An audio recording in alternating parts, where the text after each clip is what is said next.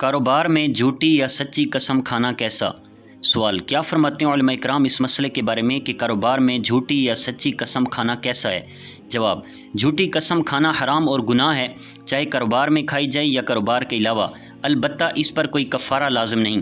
اعلیٰ حضرت امام اہل سنت مولانا شاہ امام احمد رضا خان رحمۃ اللہ تعالی علیہ لکھتے ہیں، جھوٹی قسم گزشتہ بات پر دانستہ یعنی جان بوجھ کر اس کا کوئی کفارہ نہیں، اس کی سزا یہ ہے کہ جہنم کے کھولتے دریا میں غوطے دیا جائے گا۔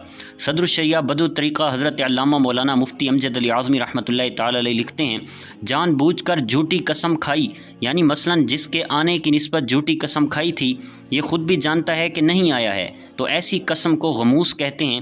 غموس میں سخت گناہ گار ہوا، استغفار اور توبہ فرض ہے مگر کفارہ لازم نہیں۔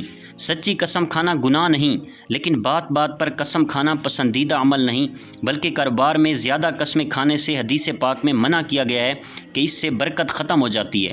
حدیث پاک میں ہے، حضرت سیدنا ابو قتادہ رضی اللہ عنہ سے روایت ہے، انہوں نے رسول اللہ صلی اللہ علیہ وآلہ وسلم کو فرماتے ہوئے سنا کہ بیع یعنی خرید و فروخت میں قسم کی کثرت سے پرہیز کرو، کیونکہ یہ چیز کو بکوا دیتی ہے لیکن برکت کو مٹا دیتی ہے۔ واللہ اعلم عز وجل ورسولہ اعلم، صلی اللہ تعالی علیہ وآلہ وسلم۔